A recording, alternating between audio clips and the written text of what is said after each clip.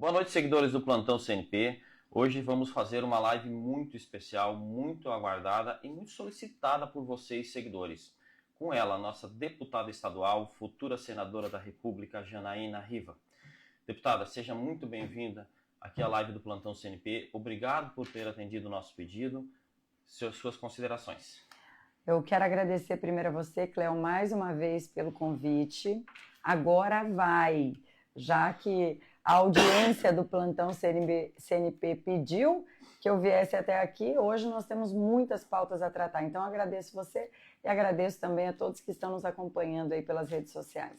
Deputada, brevemente eu gostaria que a senhora falasse um pouquinho da Janaína. A Janaína filha e a Janaína esposa e mãe. Pois é, as pessoas não conhecem muito bem esse outro lado, né, Cléo, da minha vida. Mas eu fui mãe muito jovem. Enquanto eu ainda fazia o curso de Direito, eu me tornei mãe da Sofia, que é a minha primeira filha, já vai fazer 17 anos. Às vezes as pessoas se impressionam quando me veem ao lado dela, e já é uma mulher, né? Uma mulher já, uma jovem mulher. E eu tive mais 2 filhos, o José Geraldo, que está com 12 anos também, esse ano completa 13 anos, e o Diógenes, que tem 5 aninhos, e completa 6 anos também esse ano. Então, eu sou casada com o Diógenes, nós estamos juntos desde 2017, então nós vamos completar esse ano 9 anos já juntos. É meu grande companheiro, a pessoa que está diariamente comigo. Nossa família é cristã, eu sou católica desde criança, fui batizada na igreja, batizei meus 3 filhos e adoro todos os domingos ir à missa, porque é algo que alimenta, assim, me ajuda espiritualmente e contribui muito também com a disciplina dentro de casa, ensina as crianças valores, é algo muito importante. E eu brinco com todo mundo que nas horas vagas eu sou deputada também, sou empreendedora, faço um pouquinho de tudo. Eu gosto muito de trabalhar, mas o meu maior desafio, se você perguntasse para mim o que é mais difícil, ser deputada ou ser mãe, sem dúvida nenhuma, meu maior desafio é ser mãe. Qual que é mais difícil, ser mãe, ser deputada ou cantora? Ah, é muito mais difícil. Bom, primeiro cantar eu canto mal, né? Eu reconheço. O Gero Neto me lançou, agora lançou minha carreira artística, mas minha carreira é curta.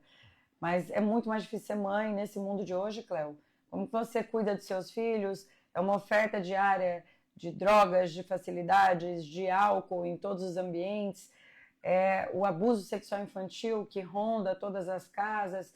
Então, assim, enquanto mãe, eu sei que você também enquanto pai, a gente está sempre com a cabeça, nós estamos aqui agora fazendo o plantão CNP, mas a nossa cabeça está lá nas crianças, a gente está sempre preocupado com o bem-estar dos nossos filhos. Então, para mim, a maior missão da minha vida, a mais difícil de todas, é ser mãe. Eu sempre falo, inclusive, sobre as donas de casa, que geralmente não são reconhecidas. Muito mais difícil ser dona de casa do que ser deputada, né? É você viver numa rotina, todos os dias a mesma coisa. Ser deputada é ser dinâmico. Para mim, eu acredito que seja um privilégio ser deputado estadual. Você tem uma grande estrutura, você tem condições de fazer muitas coisas, você tem condições de trabalhar, você consegue agregar todo mundo, receber bem. O desafio dentro de casa é muito maior. A senhora tocou num ponto importante de ser mãe, dos riscos, dos abusos, e eu vou começar essa live com uma pergunta para a senhora que abalou Mato Grosso nos últimos dias. Saiu aí pela mídia, inclusive relatado pelo próprio presidente da Assembleia Legislativa, Max Russi, uma suposta lista de estrupáveis dentro da Faculdade Federal do Mato Grosso. Como que a senhora, como deputada e como mulher, recebe uma notícia dessa? Claro, eu fiquei chocada. Chocada, como eu acredito que a maioria da população também ficou. De você saber que tem alunos do curso de Direito, pagos, custeados com recurso público por uma Universidade Federal, que é o sonho, aliás antigamente era, hoje em dia já existe muita restrição com relação ao ensino público, mas era o sonho, e ainda é de muitos jovens, né, estar em uma universidade pública. E aí, com essa oportunidade, um jovem, que já não é mais uma criança, ele cria uma lista de estupráveis dentro da universidade, um crime. E o que o presidente Max disse, e é o que eu quero repetir aqui, é que não pode passar pano para esse tipo de crime, porque é exatamente por não corrigir agora que depois nós podemos formar um criminoso que vai de fato estuprar mulheres e que vai cometer abusos, porque ele trata isso como se fosse humor, uma lista de estupráveis como se fosse uma lista de humor.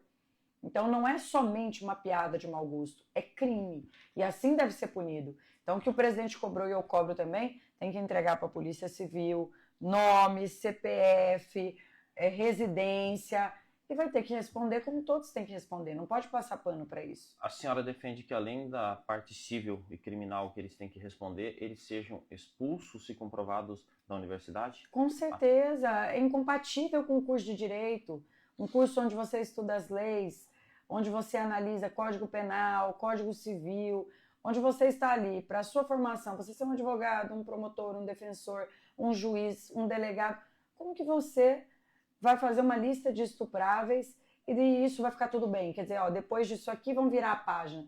Não se vira a página, tem que ter a punição, porque a punição ela é pedagógica, é para servir de lição para o restante da população. É uma coisa que sempre me cobram, e toda vez que a gente fala de violência, fala de abuso, as pessoas perguntam, mas e o fulano? E o ciclano? E se fosse o Beltrano?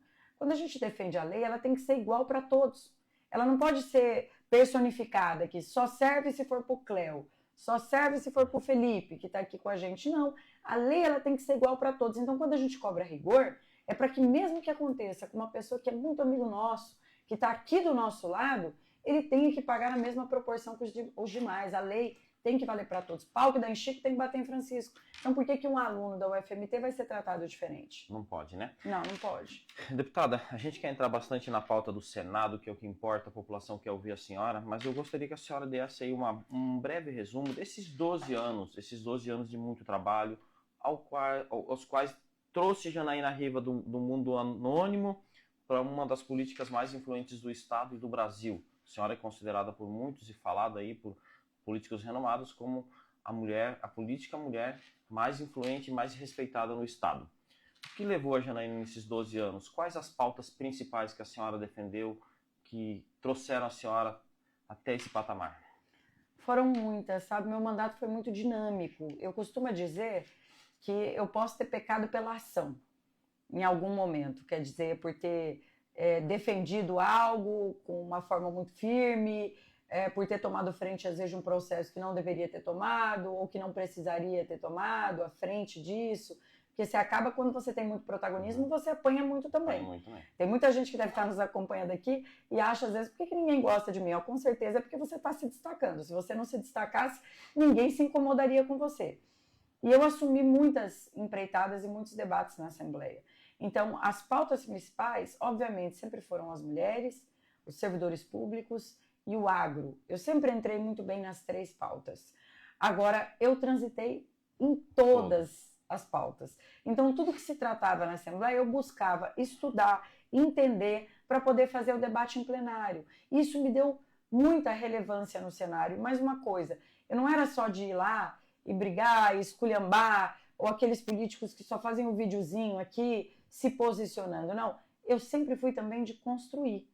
Então, eu sempre usei dos meus relacionamentos que eu construí ao longo de uma vida para tentar avançar em determinados temas. E é algo que a gente não vê mais na política hoje em dia.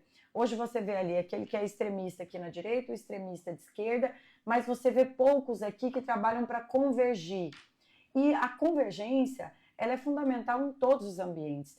E acredito que isso que tenha me dado esse destaque, porque eu dentro de casa com meu marido gosta disso, eu gosto daquilo. Se a gente quer ter uma convivência harmônica, a gente tem que chegar a um meio termo.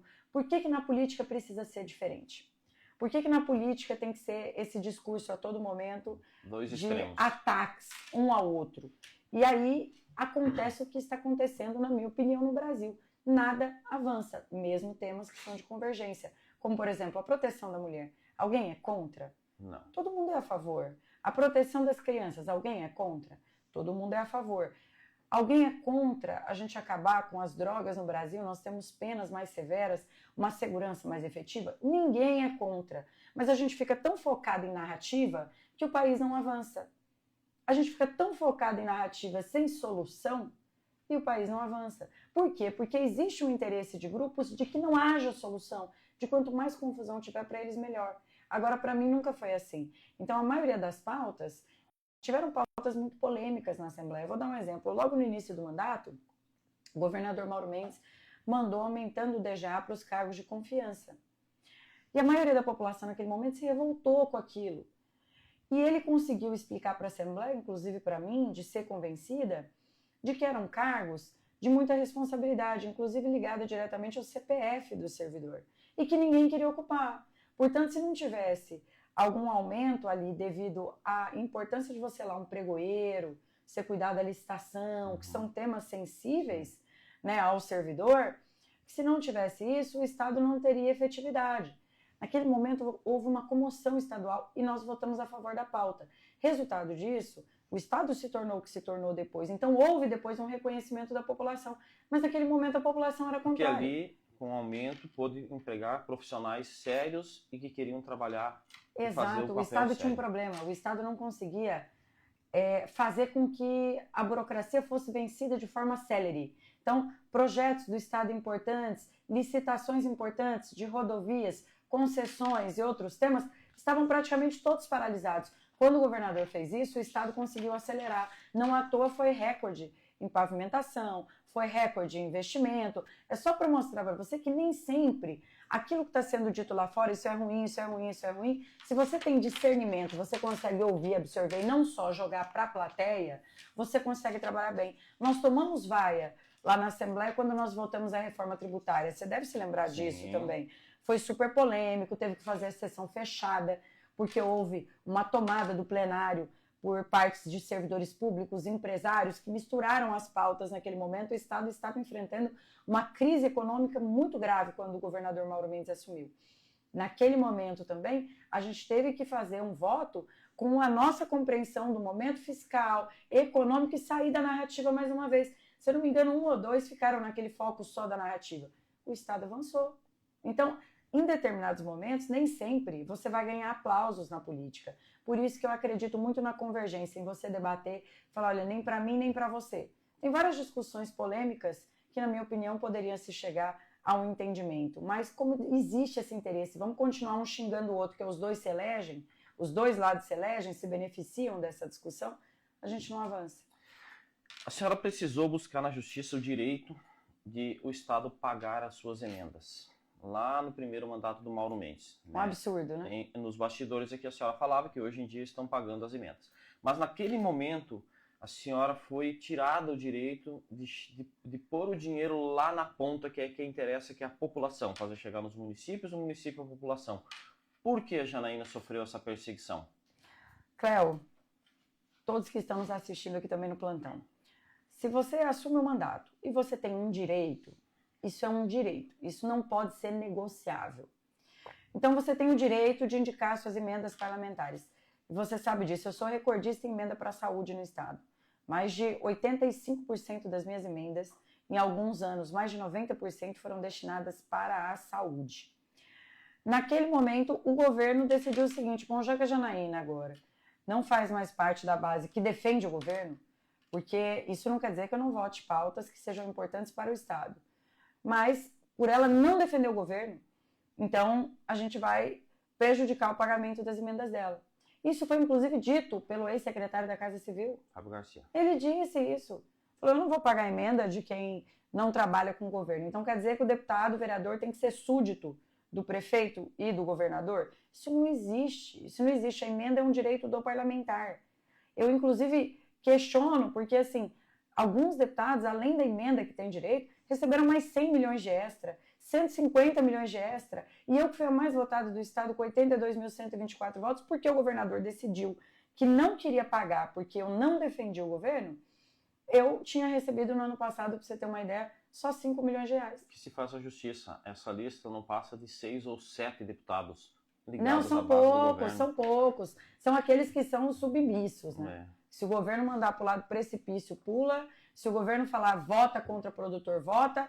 Vota contra o povo, vota. Quer dizer, aquele que está kamikaze. Ele está lá para matar e para morrer pelo governo. Eu não me sujeito a fazer isso, porque quando a gente se elege, não é o governo que vota na gente. São as pessoas que acreditam naquilo que você defende. Então aí você chega na Assembleia, você de repente muda de opinião, só que custa caro. O cara pode colocar milhões e milhões e milhões de emenda, mas quando ele perde a credibilidade, ele passa a ter dificuldade de eleição, porque nada paga a credibilidade. E você sabe disso. Quantos foram eleitos à época com um discurso de serem, por exemplo, ou de direita ou de esquerda, e depois mudaram de opinião e perderam o mandato? Exato. Isso é perda da credibilidade. As pessoas deixam de confiar em você. Nesses 12 anos, para encerrar o ciclo Janaína Deputada, o que me chama muito a atenção, todas as conversas que eu tive com a senhora parece não ter desafetos. A senhora deixa a política lá na L. A senhora não fala mal de colegas, de pessoas. Por que tanta diferença para alguns que fazem recorrência a agredir, por exemplo, a senhora nas mídias sociais, a tentar manchar a imagem de Janaína Riva, tentar manchar a imagem do MDB do Estado? Por que tanta diferença? Porque Janaína Riva não ataca, não ofende, a não ser que seja um embate em prol da população. Como a senhora teve um embate forte há poucos dias com o comandante dos bombeiros, a senhora não baixou a cabeça, mas em prol de uma causa, sem ofender o profissional. E por que a senhora é ofendida enquanto mulher, enquanto política, enquanto deputada? Bom, primeiro eu sou cristã de verdade, né? Começa por aí. Então eu tento praticar aquilo que eu aprendo dentro da igreja, aquilo que eu aprendo com a Bíblia. Você ser cristã de verdade é você não entrar em brigas pessoais, você não falar da família alheia, você não entrar em pormenores que sejam alheios às discussões que são mais importantes para o Brasil. Então a gente quer discutir a lei de estupro, nós queremos discutir a lei com relação à violência doméstica, a Lei Maria da Penha, a gente quer discutir o ECA para proteger as crianças, tudo bem. Agora, quando começa essa discussão oportunista, que ela tem um único foco, eleitoral, é eu tentar destruir alguém para eu me sobressair. Então, o que eu tenho praticado ao longo desses anos é uma defesa daquilo que eu fiz, das defesas e das pautas que eu tenho na Assembleia. E não tenho me preocupado e continuo sem me preocupar em ofender ninguém. Basta você ver aqueles que estão me atacando, o que eles fizeram, o que eles entregaram para Mato Grosso, qual é a pauta deles, quando eles foram protagonistas de alguma coisa, alguma discussão importante, onde eles estavam quando Mato Grosso precisou deles, quando houveram esses debates que eu falei agora, porque agora é muito fácil dizer, olha, o Estado está indo bem, o Estado está com a casa arrumada, mas quem ajudou o Estado a ficar assim? Cadê todo mundo na hora que precisa? E alguns até me acusam, às vezes, a Janaína tem um relacionamento de proximidade com o STF. Eu tenho um relacionamento institucional. Se defender o fim da moratória da soja no STF for ter relacionamento, então eu tenho, porque eu sou contra a moratória da soja. Se defender que não tenha mais demarcação de territórios indígenas em Mato Grosso for ter relacionamento, então eu tenho um relacionamento, porque eu sou contra mais demarcação de território. Se a gente defender que não haja expropriação, que o próprio governo do estado foi lá pedir expropriação de terra para desmate legal, a gente sabendo aqui da burocracia que é para quem produz no estado de Mato Grosso, a demora que é na SEMA, os anos que esse produtor fica esperando, seria contra a expropriação, como eu fui também. Então eu uso desse relacionamento, sim, mas é para defender o meu estado. Eu não tenho um relacionamento pessoal com ninguém, meu relacionamento pessoal é com o meu marido, com a minha família. Agora, relacionamento institucional para defender Mato Grosso, eu sempre vou ter. Se precisar eu falar com desafeto, com uma pessoa que eu não goste pessoalmente e for necessário em prol de Mato Grosso ou de alguma pauta importante para o meu estado, óbvio que eu vou tomar frente.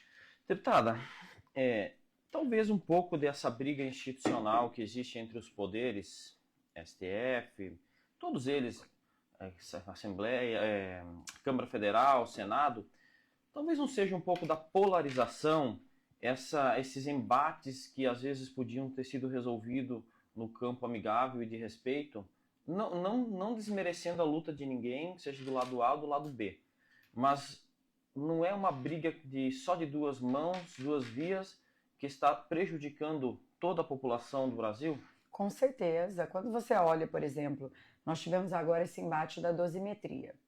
A dosimetria, ela era um consenso. As penas foram mal dosadas. A maioria da população entende que deveria haver uma punição, mas não 14 anos de cadeia. Uma pena maior do que de um crime de um estuprador. E aí o Congresso constrói uma dosimetria e por conta de brigas que nós somos alheios, não adianta a gente querer achar que a gente sabe, só quem está lá no meio que está vivendo, e os bem articulados também, porque tem alguns que são muito mal informados, que vivem lá, mas não acompanham o dia a dia, porque não tem relacionamento nenhum. A dosimetria era uma solução viável. Teria uma pena reduzida e tudo mais, resolveria o problema. Agora não. Aí o Alexandre de Moraes decide que a dosimetria não serve mais, mesmo depois de tudo pacificado, como anunciado pelo próprio Flávio Bolsonaro. Aí ele decide que não. Agora nós voltamos aqui à pauta da anistia, uma pauta que nós sabemos que vai ter uma discussão jurídica imensa. Então, quer dizer, a gente não sai disso, porque existe uma intransigência, mas não só por parte do Congresso Nacional, por parte do próprio STF também, que contribui para que essa polarização ela siga assim, aquecida, como você disse, sem contribuir em nada. Então, a dosimetria era algo pacífico, que deveria ter sido implementado. E aí, Alexandre de Moraes suspende isso. E a gente também precisa reconhecer, Cléo, e eu reconheço isso, que os exageros, aquilo que sai fora dos padrões normais e naturais, eles precisam ser combatidos também. E isso aconteceu. Esse contrato com o Banco Master, de 129 milhões, ele é mal explicado, ele estarreceu toda a população brasileira. Então, isso também precisa de uma investigação. Então, são ambos os lados, é isso que eu quero te mostrar aqui, que é uma discussão que até agora está difícil a gente enxergar quem que é o certo e quem que é o errado nisso tudo. Né? O STF com vários problemas não explicados, que, portanto, devem ser já em processo de impeachment, devem ser já em uma discussão dentro do Senado, o que é natural. Isso não é ter coragem, isso é ter responsabilidade. Como a gente disse aqui no início, palco bate em Chico e tem que bater em Francisco também. Se fosse um deputado nessa mesma situação, já não teria sido cassado? Já teria sido cassado e teria sido preso. Né? Como aconteceu agora recentemente, por exemplo, com o Ciro Nogueira, na investigação do Master, né? Foi busca e apreensão e tudo mais, e deve acabar, comprovado aquilo, deve acabar o quê? Cassado e perdendo o mandato. A mesma coisa deve acontecer aqui no STF. Agora, quando você fala da polarização da discussão, é isso que eu falei. Toda hora, é um lado que é uma coisa, outro lado que é outra, e não se chega a um entendimento. A gente fica engatinhando. A dosimetria é um exemplo disso. Por que não avançou? Agora, aqui em Mato Grosso, nós não podemos reclamar. O marco temporal, por exemplo, ele foi sustentado aqui por conta de um trabalho que foi feito, e a todo momento, quando nós estivemos junto com os ministros do STF, teve presidente da ProSoja, presidente da FAMATO. Não fui lá sozinha, eu fui a pedido dos produtores. Eles pediram, tem que ir lá para ajudar, para contribuir, para ajudar a resolver pauta. Recentemente eu estive com alguns produtores, inclusive de Campo Novo do Parecis, onde nós fomos lá, dos Parecis, nós fomos para resolver a questão da demarcação de territórios indígenas. Eles estavam juntos lá com o ministro Flávio Dino, aí teve deputado que postou a foto, dando a entender que a gente estava lá numa relação de amizade com o ministro. Um absurdo, quando na verdade quem estava defendendo o produtor, que é uma pauta da direita, inclusive, a defesa da propriedade, éramos nós. Mas aí que a polarização... Éramos nós. É aí que eu falo da polarização, que a gente fica revoltado. E a gente tem que parar de passar pano também para extremistas, quer seja da esquerda ou da direita. Por quê? Eu acompanho o desespero daquelas famílias de Campo Novo do Parecis, famílias de 40 anos que criaram filhos e já têm netos em cima das propriedades que correm o risco de serem expulsos a qualquer momento. A senhora abraçou, a senhora deu a mão. Aí vem a narrativa. Olha, estava todo mundo lá com o ministro Flávio Dino, como se o ministro fosse nosso amigo. Mas vai recorrer aonde? Aí a ação estava com ele, ele era o relator.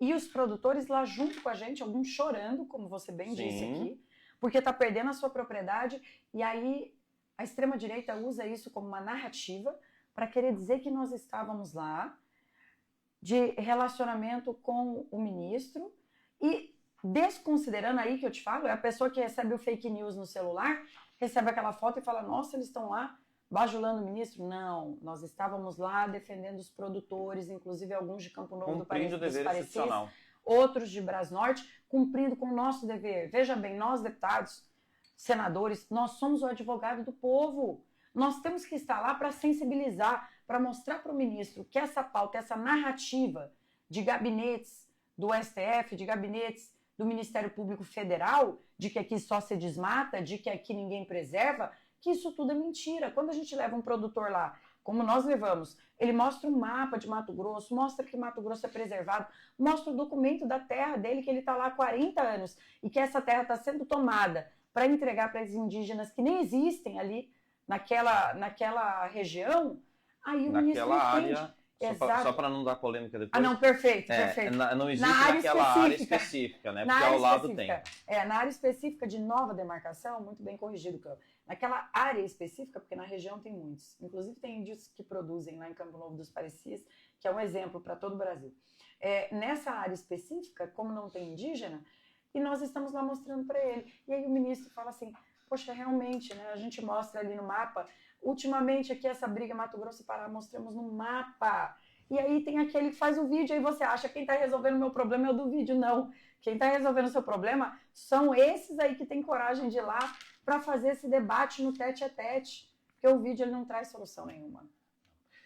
Deputada, quando a senhora tomou a decisão e falou assim, eu quero algo mais para mim como política, mas também para a população do Mato Grosso, porque a senhora sai de uma posição confortável de deputada mais votada e com certeza disputaria novamente esse título aí de mais votada com o Marcos Russi agora em 2026. E decidiu, eu quero ir ao Senado, quero ajudar Mato Grosso, quero trabalhar, principalmente que eu sei que a senhora vai falar mais à frente aí nas causas da mulher. Quando foi o momento que a senhora tomou essa decisão? Depois da última eleição, que eu fiz 82 mil votos, mais de 82 mil votos, eu entendi ali o recado. Por quê? Com 82 mil votos, eu sou deputada igual o deputado que fez 20 mil votos. Não muda. Eu tenho as mesmas prerrogativas, eu tenho os mesmos direitos, eu tenho a mesma demanda. Aliás, não, eu tenho demanda maior, mas eu tenho a mesma oportunidade de solucionar problemas. Quer dizer, é do mesmo tamanho dos demais. Eu vi que a Assembleia não comportava mais o tamanho que eu estava tomando e eu que eu não conseguiria mais resolver os problemas dentro da Assembleia. Por exemplo, a violência, né? Onde eu faço qualquer alteração do Código Penal, onde eu trabalho tudo isso? É dentro do Senado Federal, é no Congresso Nacional. Eu entendi isso então, Cleo, que lá não era mais um ambiente para isso. Eu não conseguia mais atender em emenda, atender em estrutura, atender a expectativa de quem votou em mim. É muita gente acreditando em mim. Então, eu poderia ficar na Assembleia 5, 6 mandatos? Ah, você não ia perder mandato, mas não é o meu interesse esse, porque e a satisfação pessoal? É aquela coisa, você está dentro do emprego que você ganha bem, mas você não está satisfeito com o que você está entregando mais, você quer fazer mais, você quer entregar mais, e aí você escolhe arriscar. Então, eu escolhi arriscar.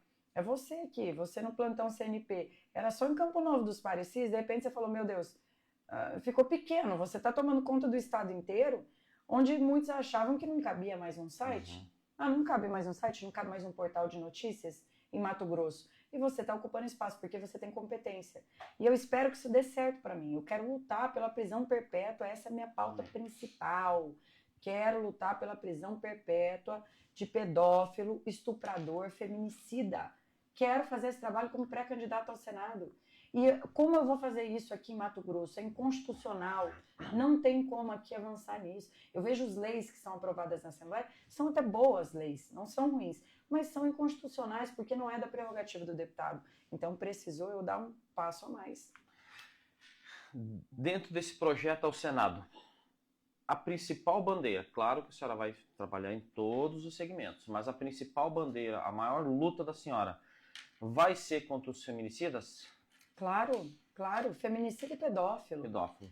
A luta é essa. Qual será a sua luta? Esses criminosos, me perdoe a expressão, esses vagabundos que estão à solta, acreditando na impunidade, apostam na impunidade, os mais covardes ainda, aqueles que abusam das crianças, que silenciam as nossas crianças, que ameaçam as nossas crianças, esses não têm que sair da cadeia nunca mais. Nunca mais. Eu sou até favorável a uma discussão mais ampla, que muitos falam em pena de morte. Agora, como cristã, eu preciso defender aqui a prisão perpétua. Eu tenho conversado sobre esse tema com diversos especialistas. O Brasil não aguenta mais tanta violência. A quantidade de crianças que são abusadas sexualmente em Mato Grosso, só na região norte de Mato Grosso, são mais de 5 abusos sexuais dia. 5 abusos sexuais dia. Contra crianças. Eu não estou falando de mulheres. Então, se você pegar ali só na região norte, são mais de 150 crianças abusadas sexualmente por mês. Por mês. É muita coisa, sabe? Isso me deixa estarrecida. Você saber que uma criança de 11 meses, uma criança de 2 anos, nós tivemos recentemente um caso de uma criança de 3 dias de vida abusada sexualmente. pelo próprio pai. Uma criança de 3 dias de vida, você vai me dizer que um cidadão desse tem cura? Tem cura. Aí tem gente que defende castração química. Para mim, a castração química é uma romantização. Sou contra. É prisão perpétua, tirar de circulação. Não quero esse cidadão em convívio com a sociedade civil. Não quero convivendo com meus filhos, não quero perto. Você tem que ficar checando agora tem a lista de pedófilos, estupradores e homens que cometeram violência contra a mulher, agressores. A lista até hoje em Mato Grosso não foi implementada. Aí o pessoal, todo mundo, faz um discurso de ataque ao governo federal. O governo federal até hoje não implementou, o Lula não implementou, tudo mais. Está correto, não implementou. Mas Mato Grosso também não implementou. Por que Mato Grosso também não implementou? Se aqui, inclusive na época, o governo do estado, ainda era no governo Mauro Mendes, entrou com uma ação contra a divulgação da lista. Eu até nem acredito que tenha sido diretamente o governador, acredito eu que tenha sido o próprio procurador que entrou com a ação, porque é um absurdo entrar com uma ação contra a divulgação de pedófilo. Um absurdo. Entraram com uma ação e o STF decidiu que a lista ela é constitucional, desde que depois do trânsito em julgado. Mesma coisa aconteceu depois ainda de Mato Grosso no governo federal. Nenhum dos dois implementou. Nenhum dos dois implementou. Por quê? Por quê? Na minha opinião, falta de vontade. Por que não pega isso como algo... Isso é importante para eu dar segurança para as famílias mato-grossenses. Pode entrar aí no site da CESP e vocês vão ver que tem lá o portal e está escrito, aguardando a corregedoria. Por que não tem uma frente de trabalho? Mato Grosso é um dos estados mais violentos contra crianças ou mais violento contra mulheres. Por que não tem uma frente de trabalho para viabilizar isso? Ontem eu estive no Tribunal de Justiça de Mato Grosso e eu cobrei, Cléo. Eu falei assim, eu quero pedir à desembargadora Mareroti, desembargadora, por favor, fale com a corregedoria, nós precisamos do cadastro de pedófilos implementado. Agora, essa decisão, você falou, por que você é pré-candidato ao Senado? A esquerda, e eu não sei se você acompanha isso, votou contra o aumento de pena para pedófilo e para estuprador. Votou contra o aumento de pena. Então, olha a incoerência disso. Olha a incoerência disso. Tem muito a ser feito. Muito. E eu entendo que esse debate aí, inclusive a divulgação que eu te falei da lista de pedófilos, ela só é depois do trânsito em julgado. Então, quer dizer que esse cidadão que foi filmado abusando do filho, da filha, da enteada ontem, ele não vai estar nessa lista. Mesmo filmado. Só vai estar daqui 1 ou 2 anos. Mesmo filmado. Tem defesa para essa filmagem? Não tem. Aí daqui 2, 3 anos que ele vai estar. Ele pode sair de repente numa audiência, ser liberado e estar em convívio da sociedade depois de ter cometido um crime com uma atrocidade dessa. E sabe o que é preocupante, deputado? Que além do crime, além do julgamento, as leis serem brandas para esses criminosos, bandidos, aquelas vítimas praticamente não recebem amparo do Estado. O máximo que elas recebem é um tratamento no psicólogo, mas não tem algo humanizado, porque as sequelas que ficam nessas vítimas são pro resto da vida. É o resto da vida. E algumas que destroem a vida dessas pessoas, né? Cléo, eu sempre falo, eu passei por isso quando criança, e eu tive condições de ter terapia, tudo mais. É uma marca que ela fica para sempre. É indescritível o que isso representa na vida de um homem, de uma mulher, o abuso sexual na infância. É indescritível. Você cresce com insegurança, você cresce com medo, você cresce às vezes alheio a sentimentos, a emoções. Isso transforma completamente a vida e o futuro de quem sofre esse tipo de violência. E é das mais doloridas, porque quando criança você não consegue perceber a violência que você está sofrendo. Você acha que aquilo é carinho, você acha que aquilo é amor, porque o agressor ele não tem uma cara de monstro. O agressor é um tio querido, o agressor é uma pessoa amada, o agressor é uma pessoa engraçada, o agressor é uma pessoa que lhe compra presentes. E na cabecinha de uma criança existe uma confusão tremenda sobre isso. Quantos não cometeram suicídio? Quantos não viraram depressivos? Quantos não se tornaram pessoas violentas, agressivas ou até mesmo abusadores porque sofreram abuso quando eram crianças e não tiveram nenhum tipo de cuidado através da saúde pública, saúde mental, controle das suas emoções?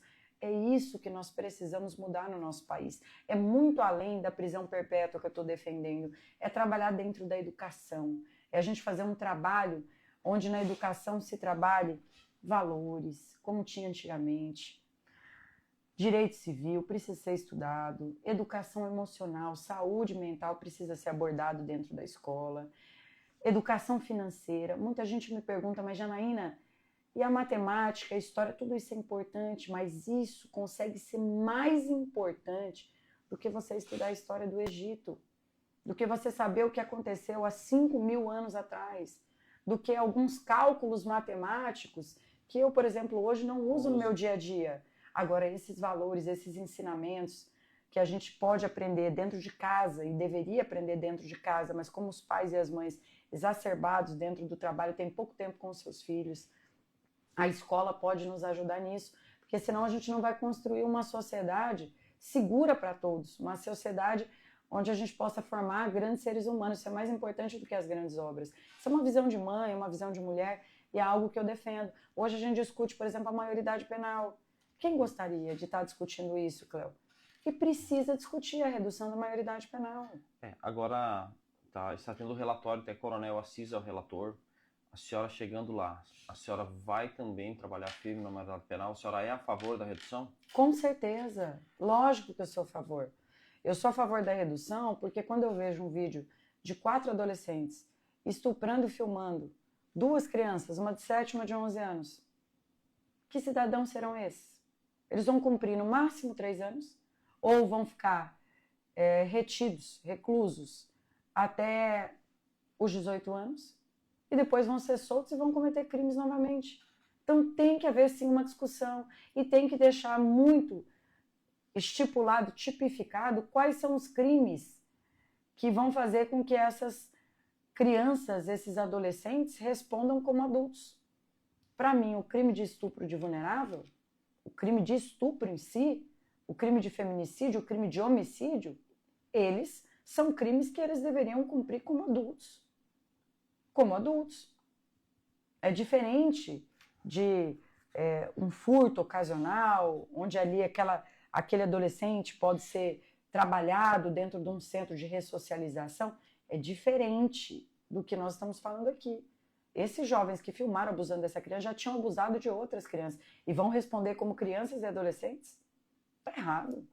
É tão engraçado porque se a gente pegar a senhora como motorista, tem habilitação, se a senhora sair aí e cometer, dependendo do tipo de infração, a senhora às vezes pode perder a carteira e ter que passar por uma reciclagem, por um curso. E o menor infrator, o máximo que ele faz é para a delegacia na presença do juiz. Não existe nenhum amparo, um treinamento para que se mude a cabeça desse menor, né?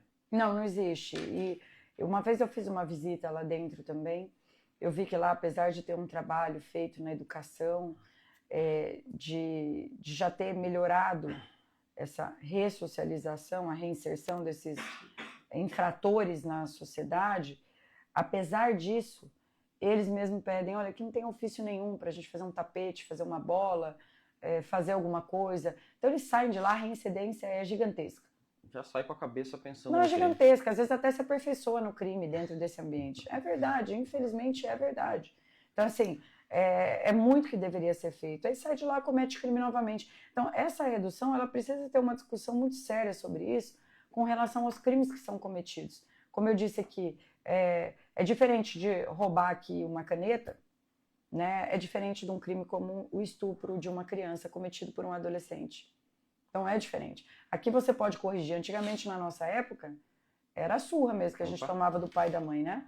Mas, obviamente, que a gente não defende mais essa violência, até é algo que a gente não pratica com os nossos filhos e que a gente passava.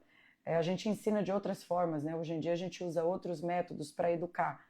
Mas quando eu falo sobre isso é porque isso pode ser corrigido. Uma caneta, alguma coisa. Agora, você falar para mim que um menino que já tem a frequência de estupro, de filmar, de divulgar, com aquele sarcasmo, dando risada, fazendo piada de uma criancinha ali sentada no canto, aquele vídeo é uma coisa, uma das mais pavorosas que eu já vi na minha vida. Você dizer que um adolescente desse tem que responder igual criança, não. Não dá, né? Sabe muito bem o que ele está fazendo. Sabe a gravidade do que ele está fazendo. Com certeza.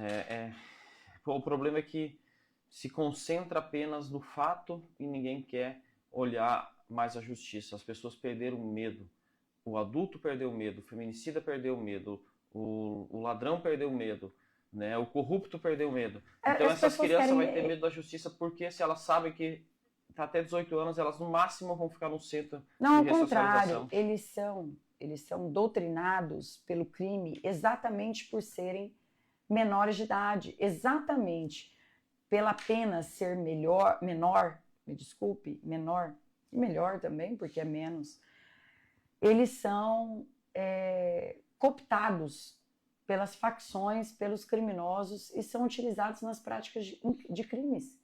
Então, assim, isso está deixando esses adolescentes ainda mais vulneráveis à maioridade penal. Está deixando eles mais vulneráveis, porque eles são escalados para cometer crime. Não, vem cá, pega o moleque ali da rua, põe ele para ir lá, armado lá, roubar essa família, porque para ele não vai dar nada. Para ele vai ficar pouco tempo lá e às vezes também está lotado o sistema, nem preso ele vai. Então, isso acontece muito. A senhora falou das facções. A senhora defende que sejam com punições maiores a quem pertence a facções e ao tráfico de drogas?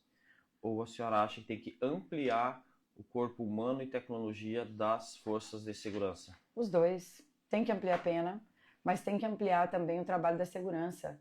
Cléo, nós não temos um trabalho preventivo. Não existe prevenção da segurança hoje em Mato Grosso. Antigamente tinham vários programas que trabalhavam dentro das escolas, projetos que eram trabalhados.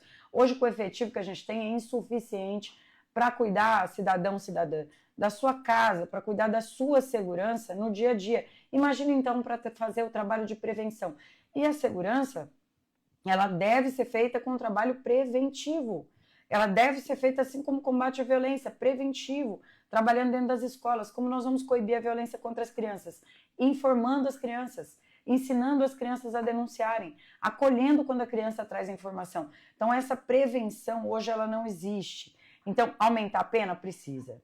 Será que se no Brasil fosse igual em alguns outros países, onde existe pena de morte, por exemplo, para tráfico internacional de drogas, que seja uma prisão perpétua, será que nós teríamos tanto aumento das facções, das organizações criminosas e do uso e venda de drogas no nosso país? Eu tenho convicção que não.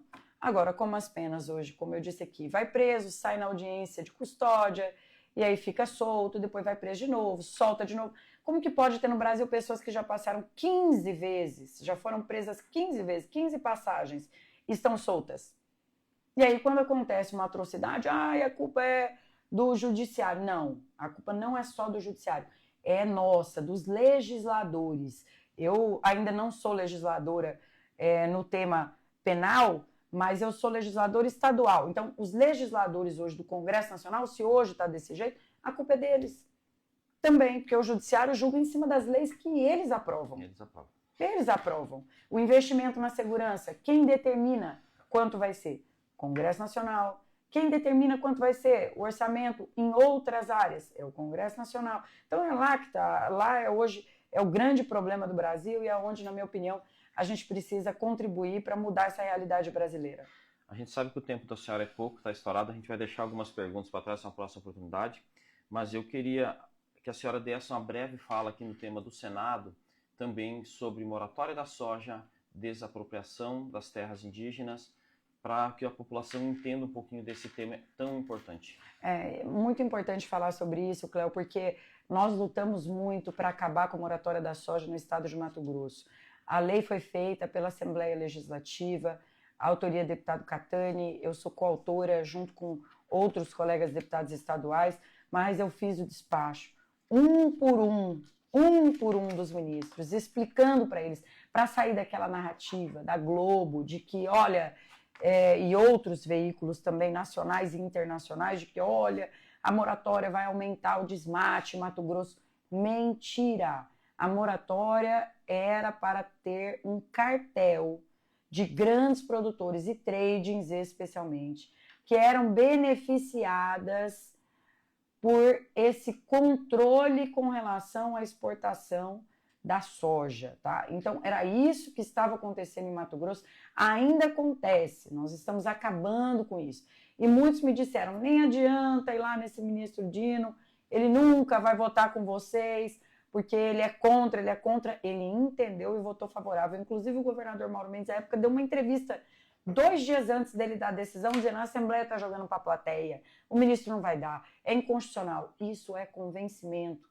É isso que a gente precisa trabalhar, é você convencer aquele que pensa diferente de que o seu argumento é um argumento real, que é um argumento técnico. Foi o que nós fizemos e conseguimos juntos fazer com que hoje em Mato Grosso nenhuma empresa signatária da moratória da soja receba benefício fiscal. É o início do fim da moratória da soja. E os produtores sabem o trabalho que nós fizemos. Para além disso, o trabalho com relação ao marco temporal, ligando aqui a questão de desapropriação de terras e demarcações de novos territórios indígenas. O nosso trabalho também no STF, e ali no marco temporal, o STF tinha uma posição contrária de Mato Grosso. Nós queremos garantir a segurança jurídica de quem está na propriedade, como você bem disse. Nós não estamos aqui contra os indígenas. Nós estamos defendendo quem foi titulado pelo Estado, pelo governo federal, porque demarcaram um território indígena, inclusive em assentamento do INCRA, para vocês verem como o Estado cria uma bagunça que traz muita insegurança para quem produz, Cleo. Em cima do assentamento do INCRA, e nós somos lá de novo para Brasília para dizer, olha, não pode ser feito isso. Como que você justifica uma família que já está produzindo soja, está com gado em cima da terra, que eles vão ter que tirar e vai voltar a ser território indígena 40 anos depois? E não foi grilo nem invasão. Não foi. Compraram aquela propriedade, alguns, inclusive, receberam a propriedade enquanto uma doação à época. Eu quero lembrar vocês que o lema de Mato Grosso, nos anos 70, era ocupar para não entregar. Muitos ganharam propriedades em Mato Grosso para produzir e hoje estão brigando por elas na justiça. Por quê? Porque a propriedade em Mato Grosso não valia nada. Quando começou a passar a ter valor venal, começou a incomodar todo mundo. A produção começou a incomodar a União Europeia, começou a incomodar o mercado internacional. Então hoje tem uma pressão e narrativas muito grandiosas que pairam ali, e aí é onde a gente tem que trabalhar, em cima do STF, em cima dos grandes veículos de mídia nacional e internacional, de que o que nós estamos fazendo em Mato Grosso é errado e não é errado. Mais de 63% do estado de Mato Grosso é preservado. Quem cuida hoje das terras que estão preservadas é o próprio produtor, não é o Estado não dá conta de cuidar. Um exemplo aqui é aquela Resex de Colniza, área de mais desmate ilegal do estado de Mato Grosso. Por quê? Porque não é o produtor que cuida, é o Estado. Então é muito mais fácil você manter a área preservada ao cuidado do produtor, de quem produz, que tem interesse em manter essa propriedade em pé, porque ele responde com o seu próprio CPF, então ele sofre penalidade caso ele não faça isso, do que hoje o poder público fazer. Então a gente realmente defende quem produz, eu defendo inclusive os indígenas, tenho 2 assessores só para atender indígenas, para você ver que não é um contraponto aqui que eu estou fazendo, você é a favor de indígena ou você é contra por conta de demarcação? Eu sou a favor de dignidade para indígenas, dignidade, saúde de qualidade, educação de qualidade, para que eles possam produzir. Estamos trabalhando isso no STF também, para você saber que existe uma discussão hoje no STF, dando aos indígenas o direito de poderem fazer concessões, privatizações, assim, eu digo privatizações, parcerias com iniciativa privada dentro dos territórios indígenas e eles próprios produzirem. Eu defendo isso como também. Campo Novo do Parecis, 2% uma coisa da não área, é 20 mil oposta à hectares outra, Cléo. Uma coisa não é oposta à outra. Como você falou em Campo Novo dos Parecis, existe e a gente tem defendido que precisamos defender o mesmo para outros indígenas que hoje estão, vou dar um exemplo para você, Cinta Larga. A briga no STF está em cima do Cinta Larga. Eu estou acompanhando isso. Inclusive, já vi um modelo na Austrália, e é aí que eu falo para vocês que é para isso que a gente serve, para advogar em favor do Estado. Onde existe ali o poder do interesse do Estado e os indígenas têm direito ao veto. Sabe como o Estado tem que conquistar os indígenas? Apresentando o que de bom será feito para a comunidade. Que avanços a comunidade terá com esse investimento. E aí você evita grileiros na mineração, grileiros para roubar madeira, grileiros para poder plantar dentro de território indígena. Não, você legaliza isso com benefício direto para o indígena e com a preservação integral da área deles. Então é só para mostrar para você que várias discussões precisam ser feitas com seriedade. Não dá para eu ficar só aqui, prende fulano, solta ciclano, impeachment o outro. Não, eu sou a favor, o cara fez coisa errada, ele tem que responder. Agora, não diminui o nosso papel de ter que convencer nas pautas relevantes de que Mato Grosso está com a razão. E eu tenho convicção que esse estado é um fenômeno. O terceiro maior produtor do mundo é Mato Grosso, né? Só perde para o Brasil e para os Estados Unidos. Então, nós temos que seguir avançando com responsabilidade, com sustentabilidade e entendendo que nós precisamos convencer e conquistar aliados nessa empreitada. Agora